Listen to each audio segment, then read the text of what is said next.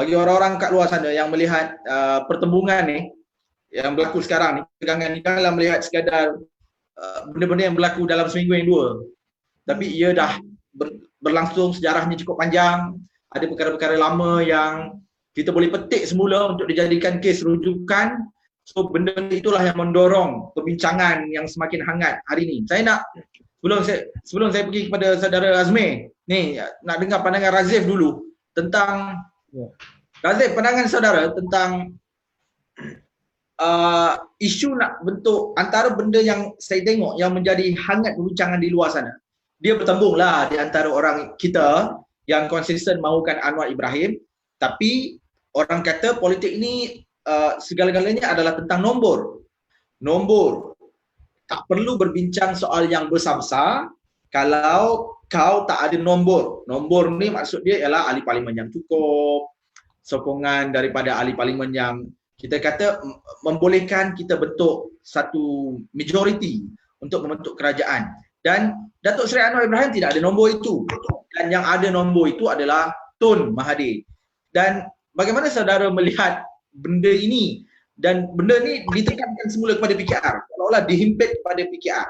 Sebab PKR nak Anwar Ibrahim jadi PM, menyebabkan kita tak boleh bentuk kerajaan. Sebab Anwar tak ada nombor. Kalau PKR mengalah, angkat Mahathir sebagai PM, dah lama dah kita bentuk kerajaan semula. So saudara melihat apakah mana satu yang lebih penting dalam soal ini? Kenapa PKR seolah-olah dilihat tegas mempertahankan Anwar Ibrahim walaupun kita tahu Anwar tu tak ada nombor? Dan apakah PKR ni okeylah jadi pembangkang? Seronok sangat jadi pembangkang. So ini polemik di luar sana. PKR gagal meletakkan kepentingan yang lebih besar semata-mata nak angkat Anwar Ibrahim. Macam mana saudara melihat pandangan saudara Razif tentang perkara ni? Okey, tapi sebelum itu kita mau tahu, jika benar Datuk Seri Anwar tidak ada nombor, adakah Tun ada nombor? Ataupun sekadar tetap? Itu kita tidak tahu. Dan sampai sekarang kita masih tidak tahu. Yalah, kena ada dirahsiakan sebab sekarang ni kita boleh lihat proses jual beli sedang giat dijalankan. Dan yang terbaru pun dari Sabah 2 orang sudah berjaya ditarik oleh mereka. Tapi kita pun rasa curiga, Tun ada nombor atau tiada juga? So ada tak ada sebenarnya Tun ni. Tapi Tun ada Khairuddin. Oh, itu adalah segala-galanya nombor dalam dunia ni. Okey. Penyelaras Jasik. Dia kalah kan? Kalah pilihan raya. Nombor apa? So macam mana Razif? Apakah kita nak mempertahankan dalam keadaan biarlah jadi pembangkang atau sebenarnya kita perlu berkorban lah? Yalah, berkorban untuk bentuk kerajaan. Okey, ya, dalam politik ni apa yang penting adalah nombor. Siapa yang ada majoriti, tapi kita kena fikir semua ini ditentukan oleh rakyat.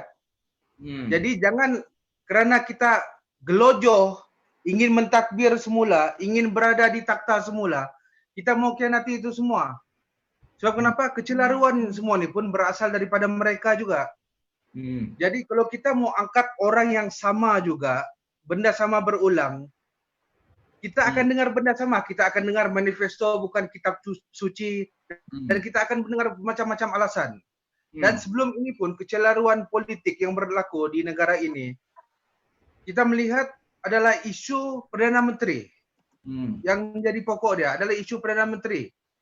Sebab sebelum ini perjanjian adalah mengangkat Tun Mahathir sebagai Perdana Menteri dan serahkan kepada Datuk Seri Anwar dalam masa-masa tertentu.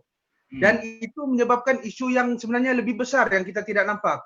Sampaikan ada pelabur-pelabur yang sudah tarik handbrake sebab ketidaktentuan itu.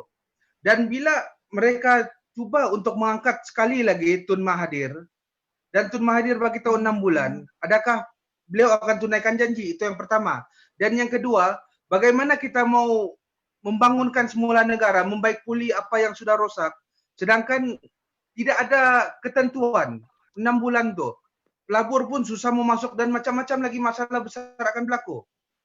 Jadi bagi saya adalah kita kekal dengan mandat rakyat. Tun sudah janji untuk serahkan kepada Anwar. Dia akan lepaskan jawatan dia dan serah kepada Datuk Seri Anwar. Itu adalah janji yang sudah cukup jelas yang dia sudah dimeterai, sudah ada perjanjian telah ditandatangani dan diumum pada Januari 2018 kalau tidak silap, masa Convention Pakatan Harapan di IDCC Shah Alam. Jadi itu sudah jelas dan Tun telah meletak jawatan. Bila Tun telah meletak jawatan, kenapa beliau mau naik lagi sebagai Perdana Menteri buat kali ketiga? Dia tidak perlu fikir tentang rekod. Dia sudah memegang rekod sebagai pemimpin negara paling tua di dunia.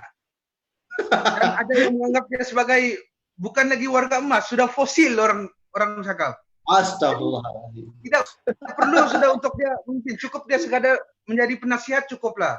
Jadi dia mau cipta lagi satu rekod sebagai orang 3 kali menjadi Perdana Menteri di sebuah negara. Cara saya seolah-olah tampuk kekuasaan ini hanya satu mainan bagi dia. Bagi saya sudahlah. Cukuplah kita serahkan pada mereka yang layak. Kita teruskan dengan agenda reformasi kita bersihkan negara, bangunkan negara ini semula. Sebab itu tujuan kita pegang nih. Bukan kita mau berkuasa untuk selamatkan kroni-kroni lain. Sebab sekarang ini kita diambang kehancuran. Kita sudah dipegang oleh satu rejim yang saya tengok walaupun slow, tapi sebenarnya jauh lebih kejam daripada Barisan Nasional. Pemimpin-pemimpin korup start sudah ditarik keluar. Itu yang kita nampak. Jadi saya rasa itu setakat ini yang saya mau terangkan sedikit.